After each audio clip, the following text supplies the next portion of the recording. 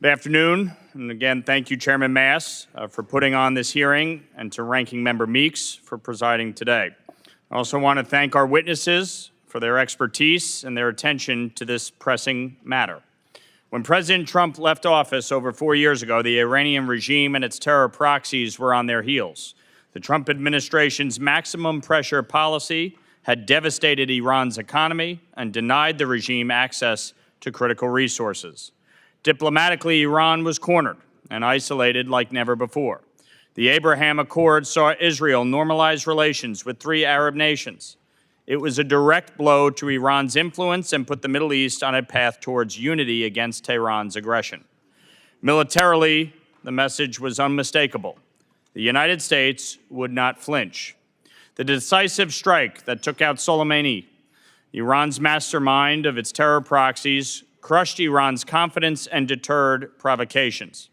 By 2021, the Middle East stood on the brink of a new era of peace and stability.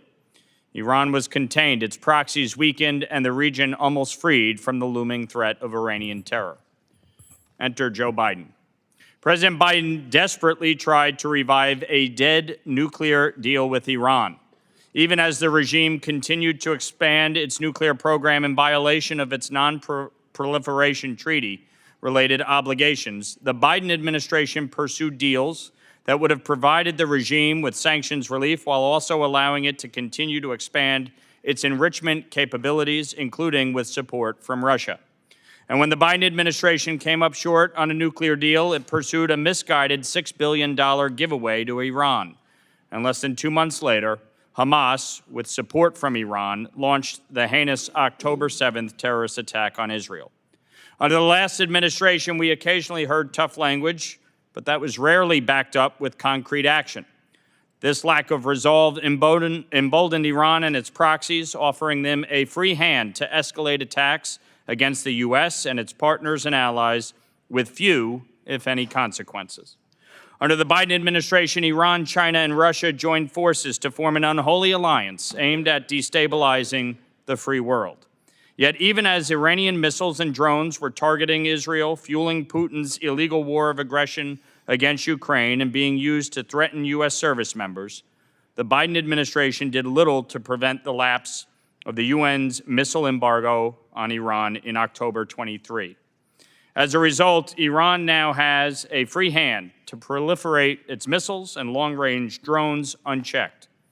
Joe Biden's foreign policy decisions in the Middle East were ill-conceived, disorganized, and at times fatal, including for U.S. service members, as we tragically saw at Tower 22 in Jordan. And in the end, he left the world more volatile and less safe than he found it. It's clear that the Biden administration's blatant refusal to enforce sanctions against Iran contributed to instability across the region and the globe.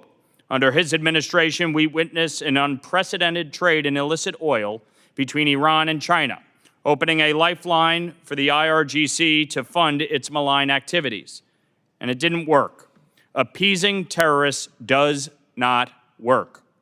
And that is why I'm pleased that President Trump has since put U.S. policy towards Iran back on track, restoring the much-needed and most effective maximum pressure campaign. Since taking office just over 2 months ago, the Trump administration has made great strides to implement an aggressive and comprehensive Iran policy that restores much-needed deterrence. This is a welcome change from the days of hand-wringing we saw under President Biden, whose policy towards Iran was all carrots and no sticks. The strategy now is to execute the maximum pressure campaign and deny the regime every ounce of grace given to them by the Biden administration. As part of this strategy, we must clamp down on the Iranian oil trade. Last year, Iran made over $50 billion from its illicit oil trade, much of which is controlled by its Revolutionary Guard Corps. As part of the maximum pressure, we must fully enforce existing sanctions to stop this illicit oil trade, specifically cutting off Iran's oil trade with China, which accounts for roughly 90% of oil exports. We must also take all available steps to stop Iran from ever obtaining a nuclear weapon. A nuclear Iran is not an option, and the safety of the American people and everything we love is dependent on our success here. One way or another, Iran's nuclear ambitions are finished. And once Iran loses hope for nuclear capacity, and we've decimated their bank accounts, with the halt of the oil trade, they won't be able to fund terror proxies any longer. President Trump's support for Israel in the war against Iran-backed terror is absolute, and I hope to see other partners in the region step up their commitment to working with the U.S. and Israel to address this shared threat, to ensure Iran no longer threatens our security or that of the free world.